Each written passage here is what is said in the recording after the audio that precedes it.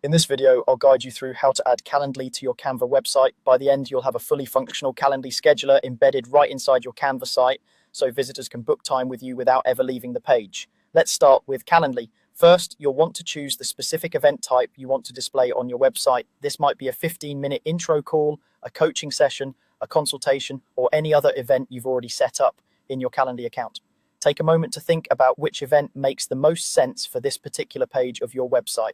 For example, on a contact page, you might use a short meeting type, while on a services page, you might choose a longer consultation session. Once you've decided which event type you want to use, look for that event card in your Calendly dashboard.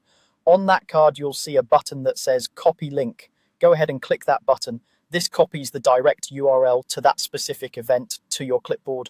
You don't need to worry about any embed code here. For Canva, a regular Calendly URL actually works better than the more complex embed code because Canva has its own internal embed tool that handles the rest for you. With that link copied, it's time to move over to Canva. Open the design that contains your website. This might be a multi-page website design or a single landing page. Make sure you're in the main Canva editor where you can see your canvas, your elements on the left-hand side, and your pages along the bottom. Next, look at the left-hand sidebar in the Canva editor and find the apps icon. Depending on your version or layout, this might look like a grid of small squares or a section simply labeled apps. Click on that to open Canva's app library. This is where Canva lets you connect different tools and bring in external content, including embedded websites and services.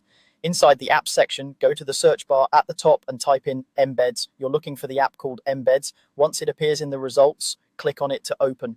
The Embeds app is what allows you to pull in content from other sites using just a link, which is exactly what we need for Calendly. You'll now see a text box where you can paste a link. Click into that box and paste the Calendly event link you copied earlier.